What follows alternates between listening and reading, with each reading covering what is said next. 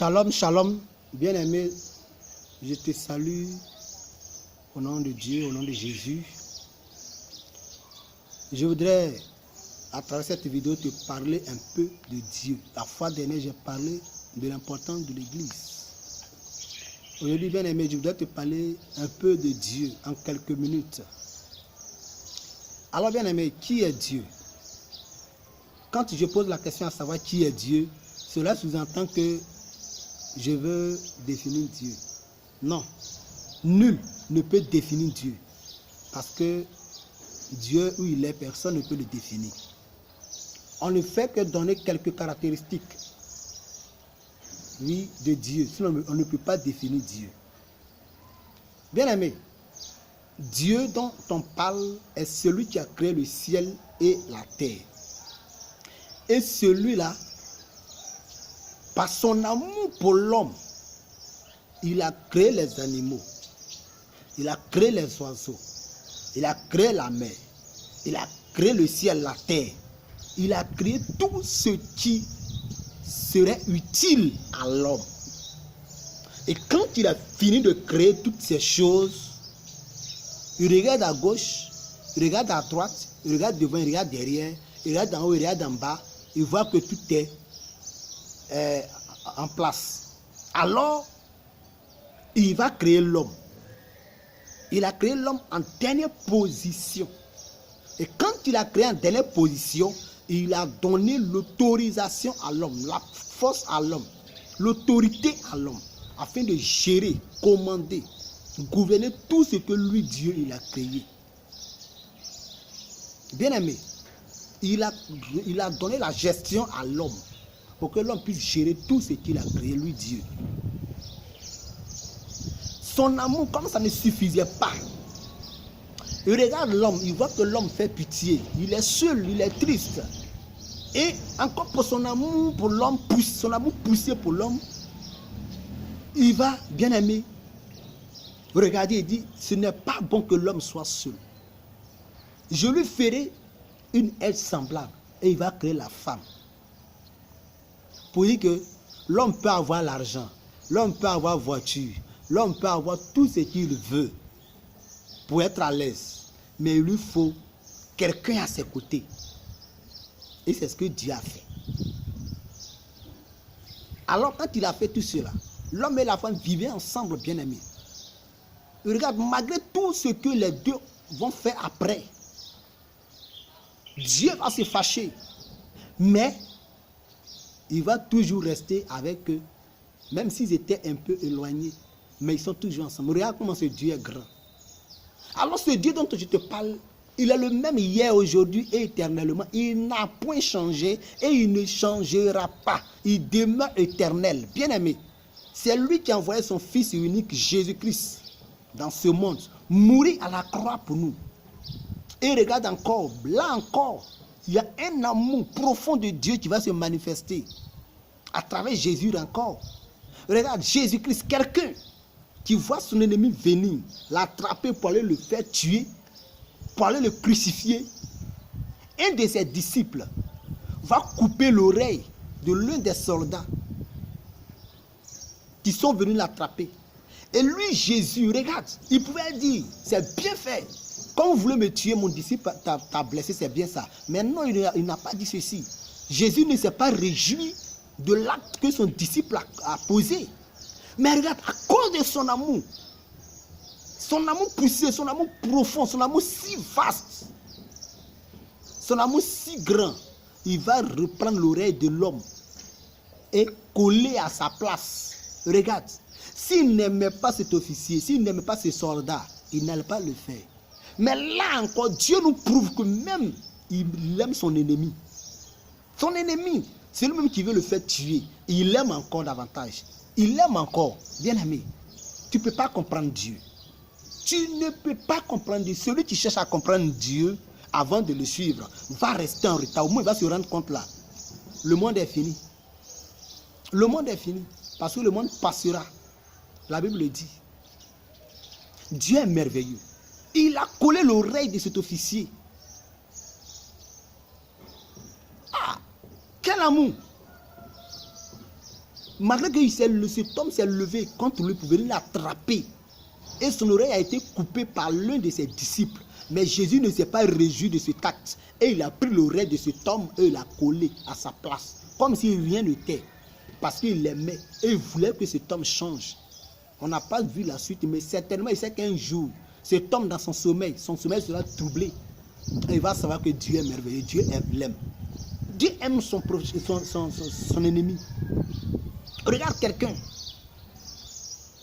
Il nous a créé, il nous a tout donné. Il nous a dit de dominer Satan. Mais tu ne peux pas comprendre que dans Job, Dieu va, oui, tellement élever Job, glorifier, parler du bien de Job. Satan étant jaloux, va venir près de Dieu. Là encore, Dieu nous enseigne quelque chose. Pour dire que lui, Dieu, son amour là, c'est continuel. Et ça s'élargit. Parce que si Dieu n'aimait pas Satan, Dieu l'assume, Dieu aime Satan. Parce que si Dieu n'aime pas Satan là, si Dieu détestait Satan, quand on déteste quelqu'un, on ne veut même pas même voir la personne. On ne veut même pas même sentir l'odeur de la personne, comme nous les êtres humains nous faisons. Mais Dieu, il aime Satan. Il aime Satan. Pourquoi? Parce que Satan, Dieu assis, oui, sur son trône, Satan en bas. Satan va causer avec Dieu. Regarde, les deux ne se bagarrent pas. Les deux là, ils ne se disputent pas. Et il dit, Job, Dieu va lui poser la question à savoir, tu as remarqué mon serviteur Job? Et Satan va dire, c'est parce que tu l'as couvert de tout ce qu'il faut, c'est pourquoi il te loue. Mais laisse-moi le tester. Un peu seulement du pari qui va te régner. Là, c'est une causerie entre les deux. Les deux sont en train de causer, ils ne sont pas en train de disputer. Ils sont en train de causer. Mais Dieu est merveilleux. Dieu est merveilleux. Quand il a vu Satan venir, il pouvait dire à Satan, rien de moi, pars là-bas. Les anges, bannissez-le, tuez-le. Mais non, il a laissé Satan prendre place quelque part là-bas. Et les deux ont commencé à causer. Dieu en haut, Satan en bas. Satan lève les yeux en haut comme ça pour causer avec Dieu. Et Dieu lui regarde en bas comme ça pour causer avec Satan. Parce que Dieu, pour regarder Satan, il faut regarder en bas. Parce que Satan est en bas. Et comme Dieu, lui, il est en haut, Satan lève ses yeux pour pouvoir voir Dieu, pour causer avec lui. Bien aimé, pour dire que là encore, Dieu nous enseigne, Dieu est puissant. Je dis, cet homme dont je parle, il est puissant, il est fort, il est amour. Il est incontournable. Satan même sait. Et Satan ne peut pas tenter un enfant de Dieu sans que Dieu ne lui autorise. Sans que Dieu ne le permette. Bien aimé, Dieu est puissant. Il est fort. C'est Dieu dont je te parle, il est fort. Il est puissant. S'il cause avec Satan là, toi tu as quoi à voir? Ce que tu as à faire, c'est de le louer. Parce que même ton ennemi que tu combats, ton ennemi même qui te combat là, lui-même là, il cause avec Dieu. J'ai dit, il cause avec Dieu. À ton sujet. À ton sujet, les deux causent. Les deux causent à ton sujet. Tout ce qui nous arrive, c'est parce que Dieu permet. Sinon, si Dieu ne permet pas, Satan ne peut pas. S'il y a des choses que Dieu ne permet pas que Satan fait, c'est qu'on n'est pas pour Dieu. Mais si tu es pour Dieu, avant que Satan vienne te tester, Satan vienne te tenter, il va falloir demander l'autorisation à Dieu. Regarde aujourd'hui dans notre monde entier. Si quelqu'un a offensé, oui, un président, s'il se lève, oui, contre un président, pour lui faire la guerre, le sort de ces derniers, soit il est en prison, ou bien il est exilé quelque part. Il ne peut pas venir causer avec ce président. Il va passer comment pour causer avec ce président? Mais Satan, malgré que Dieu l'avait banni de sa surface, mais les deux causent toujours à ton sujet. Là encore, c'est une grâce. Tu ne peux pas comprendre. Donc, il faut laisser comme ça. Laisse comme ça et adore ton Dieu. Dieu, il est puissant. Regarde, dans 1 roi 22 quelque part là, là-bas, le roi Akab, Dieu voulait vraiment tellement le malmener, bouleverser son esprit, endurcir son cœur parce qu'il ne croit pas en Dieu. Malgré tout ce que Josaphat dit. Et Dieu dit, mais qui va troubler le cœur, qui va changer, je dirais, qui va endurcir le cœur d'Akab. Un esprit méchant, on dit un esprit méchant va se présenter et dit moi. Il regarde en haut et dit moi, Dieu, je suis là. Dieu lui pose la question, comment tu vas faire? Et il va dévoiler son plan. Et Dieu dit ok, il faut partir et fais ce que tu l'as dit. Et il va toucher, il va rentrer dans la bouche de plusieurs prophètes. Plusieurs prophètes. Et tous, ils ont la même parole. Pour dire que si Akab va en guerre, il sortira victorieux. Mais en réalité, c'était faux. Michel qui était là, qui était le vrai prophète, Akab ne voulait pas l'entendre. Et Josaphat va lui dire, s'il y a un autre prophète, allons-y le consulter. Il dit, c'est Michel, mais il ne dit rien de bon à mon sujet. Tout ce qu'il dit là, ce n'est pas bon à mon sujet. Parce que Michel dit la vérité. Regarde, cet esprit, pour endurcir le cœur d'Akab. Et Akab est parti en guerre. Et il a été tué. Il a été tué. Bien aimé, cet esprit allait attaquer Akab parce que Dieu a permis. Dieu a permis. Dieu a permis. Bien aimé, tu ne peux pas comprendre que Dieu lui-même, qui est Dieu, il cause avec les esprits mauvais. Il cause avec Satan à ton sujet. Eux là, ils ne demandent pas à Dieu de faire telle chose à ton sujet, mais ils plaident auprès de Dieu pour que eux ils puissent rentrer dans ta vie pour faire quelque chose. Mais Dieu pour te bénir ne demande pas la permission pour dire bon, mon serviteur là, ou bien mon enfant là, il est bien, donc est-ce que vous pouvez laisser pour que je le bénisse? Non, parce que c'est lui le Père, c'est lui le roi, c'est lui le suprême, il est Dieu, il est puissant. Donc celui dont il te parle là, il est puissant, il est tel qu'il est. Tu ne peux pas le comprendre. Et rien encore la gestion de Dieu. C'est Dieu. Lui, Dieu. Sa manière de gérer l'être humain. La gestion de l'être humain découle de la puissance, de l'autorité de Dieu. Et non pas de l'être humain lui-même. Regarde ce Dieu. Bien-aimé. Dieu. Il disait que David était l'homme selon son cœur. David a péché. Et à chaque fois qu'il pêche, il se répand. Et Dieu l'écoutait. Mais regarde, malgré tout ce que David a fait, au dernier moment, malgré que Dieu disait que David était l'homme selon son cœur, mais au dernier moment, Dieu lui a dit de ne pas construire son temple parce que sa main est souillée. Et que c'est Salomon qui doit construire. Mais tiens-toi bien, malgré qu'il a péché David de construire son temple, mais David n'est pas allé en enfer. David est allé dans le royaume de Dieu pour dire que sa manière de gérer les humains découle de lui, Dieu, sa puissance, de son autorité. C'est Dieu seul qui sait comment gérer les humains. Sa gestion des humains dépend de lui seul et non de toi, et non de Satan, et non de rien, mais de lui seul. C'est Dieu qui gère les humains. Salomon encore qui va construire le temple. Dieu va le bénir, il va faire beaucoup de choses qui vont toucher le cœur de Dieu. Mais au dernier moment, parce que il a donné les dieux de ces femmes-là, Dieu va se fâcher. Et Dieu va lui dire que je ne t'arracherai pas le royaume sur tes yeux. Sur le trône sur tes yeux. Mais à ta mort, j'arracherai le trône de la main de ton fils. Bien aimé. Parce que Dieu était fâché. Mais malgré ça encore, Salomon n'est pas parti en enfer. Salomon est parti auprès de Dieu.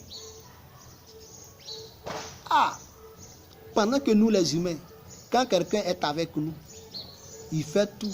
Et au dernier moment, s'il nous manque du respect, automatiquement on le bannit. Et quand on le bannit, on ne cherche plus à savoir où il est. Mais Dieu ne l'a pas fait. Bien aimé, Dieu est puissant. Il est fort. Il peut arriver que tu peux tout faire. Mais au dernier moment, Dieu te rejette. Ça, c'est possible. Mais dans certains cas, des cas particuliers comme Salomon, David, tu ne peux pas. Et regarde. Oui, bien aimé. Moïse, il a tout fait. Il a tout fait. Il a fait traverser les enfants d'Israël, oui, par la mer Rouge. Il les a nourris grâce à Dieu dans le désert. Mais à cause de certains actes, Dieu va dire à Moïse qu'il verra Canaan de loin. Mais ses pieds ne toucheront pas Canaan. Et effectivement, il a vu Canaan de loin. Mais ses pieds n'ont pas touché Canaan. Ah, mais est-ce que Moïse est parti en enfer? Moïse n'est pas parti en enfer. Il est allé directement dans le royaume de Dieu, dans le sein d'Abraham. Bien aimé, Dieu est puissant, il est fort. Il est fort. Ce Dieu dont il dit il est puissant, regarde. Shadrach, Meshach, Abednego ont été jetés dans la fournaise ardente. Mais ils sont sortis victorieux grâce à ce Dieu puissant. Daniel était dans la force au lion, mais Dieu l'a fait sortir, il a fermé la gueule des lions. Ils étaient là, leur gueule était ouverte. Quand on dit qu'il a fermé la gueule des lions, c'est pas parce qu'il est venu mettre un crochet, non. S'il a mis un crochet, les griffes sont là. Mais non, quand on dit qu'il a fermé la gueule des lions, c'est de façon spirituelle. C'est-à-dire qu'il a enlevé cette envie de dévorer, cette envie de voir Daniel comme un être humain, une victime qu'il faut consommer, qu'il faut manger, une proie qu'il faut déguster. Dieu a fait que ces lions-là voyaient Daniel comme leur propre ami, comme l'un de leurs, comme l'un d'eux. Bien-aimé, Dieu a fait que ces lions étant avec Daniel dans la force aux lions, ils voyaient Daniel autrement. Ils voyaient Daniel comme leur maître supérieur. C'est Daniel qui doit leur dire manger, ça ils vont manger. C'est ce que ça veut dire au fait. C'est-à-dire quelque part, de façon spirituelle, Dieu a enlevé cet esprit de dévoreur dans leur pensée, dans leur tête. Oui, Dieu est puissant, il est fort, il est glorieux. Alors bien aimé, je t'en supplie. Cherche à le connaître. Tu ne peux pas finir de le connaître jusqu'à ta mort. Mais cherche au moins à t'approcher, à le connaître un peu seulement. Il nous donne un pouvoir qu'on ne connaît pas, on ne sait pas. Ce pouvoir-là, il nous dit qu'on peut l'utiliser pour assujettir Satan. On peut l'utiliser, il dit, résistez au diable et il fuira loin de vous. Mais comme on ne connaît pas cette puissance qu'il nous a donnée, on ne connaît pas la force qu'il nous a donnée, on laisse Satan nous dominer. Mais non, Satan n'a pas le droit de nous dominer. Mais si Satan nous domine, c'est nous-mêmes qui faisons qu'il nous domine. Le sorcier ne peut pas nous dominer. Les problèmes ne doivent pas nous dominer. Oui. Mais si ces problèmes, ces soucis nous dominent, c'est nous qui permettons cela et non Dieu. Parce que Dieu nous a donné toutes les armes possibles. Alors, celui qui a cette force, qui ne sait pas l'utiliser, qui ne l'utilise pas, est semblable, oui, à quelqu'un qui va au champ avec machette à la main, avec une lime. Il aiguise bien la machette. Il arrive, tout ce qu'il a planté, en train de pousser, et les herbes ont pris. Et il a la machette en main. Il ne sait pas comment utiliser la machette pour couper les herbes, pour que ce qu'il a semé, ce qu'il a planté là, puisse fleurir, puisse germer, puisse prendre forme. Et il est là, il regarde. Et comme il ne sait pas utiliser la machette, et qu'il regarde comme ça, au finish là, pour finir, qu'est-ce qui va se passer? Les herbes vont dominer ce qu'il a semé ou bien ce qu'il a planté. Et c'est comme ça. Donc quand on a la puissance que Dieu nous a donnée et qu'on ne sait pas l'utiliser contre les problèmes, contre l'ennemi, bien aimé, l'ennemi va nous submerger, il va nous dépasser, il va penser qu'il est grand. L'ennemi n'est jamais si fort que l'homme. L'ennemi n'est jamais fort que l'homme. On dit parfois, non, ça c'est plus... L'ennemi, oh non, il est fort. L'ennemi n'est pas fort que toi, bien aimé. L'ennemi n'est pas fort que toi. On dit, Dieu t'a créé à son image. Et il a donné la force, il dit, assujettissez la terre, dominer la terre, marcher sur les scorpions et les serpents. Oh, bien aimé. Et il nous donne encore tous les moyens, toutes les stratégies, comment éviter, comment frapper l'ennemi. Comment chasser l'ennemi? Dit, résistez au diable et il fuira loin de vous. L'ennemi, il ne peut pas contre toi. Mais si aujourd'hui il peut contre nous, c'est parce que nous-mêmes là, on le laisse faire. Dieu est puissant, il est fort. Si Dieu dont il te parle là, j'ai dit, il est fort. Il nous a rendu forts, mais c'est nous-mêmes qui laissons cela. Et il nous regarde. Bien-aimé, Dieu est puissant. Alors donne-toi à lui. Confie-toi à Dieu, à l'Éternel des armées. Confie-toi à Jésus-Christ de Nazareth. Laisse Jésus venir dans ta vie. Laisse l'Esprit Saint venir dans ta vie et tu verras combien de fois Dieu est puissant. Que Dieu te bénisse. Merci Seigneur.